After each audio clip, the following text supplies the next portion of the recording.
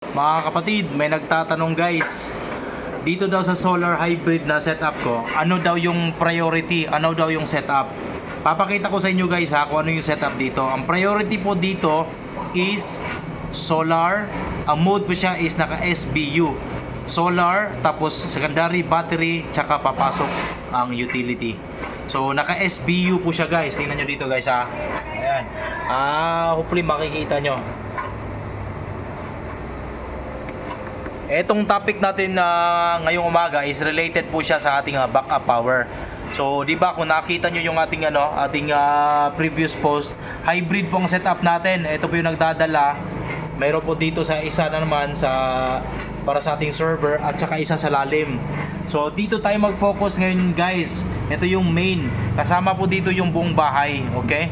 So, gaya na ito ngayon, umaga, maganda yung sinag ng araw.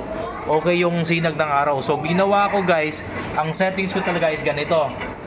Kung napapansin nyo, ang brand po ng ating hybrid na inverter is Durolight. So dito guys, ang settings po natin dito is SBU. Ayan. Pero baliktad lang sa view nyo guys, pero SBU yan. So ibig sabihin po ng option na SBU is solar, tapos battery, tapos utility. Ibig pong sabihin yan, pagka elaborate natin is mauuna po yung solar. Pag wala na pong init ng araw ng solar, papasok po si battery. After po makapos yung battery mo, papasok po si utility. Okay? So pagpasok ni utility, sasabay naman niya yung charging sa iyong baterya during night time. So silipin natin yung mga options niya. Ayan, SBU, meron po tayong NTS, ewan ko lang ano yan.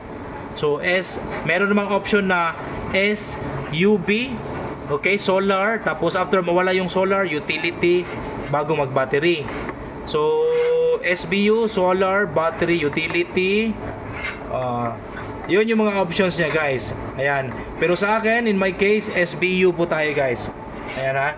So, I hope po nagka-idea po kayo ngayon sa ating munting topic ngayon sa umagang to. Peace out.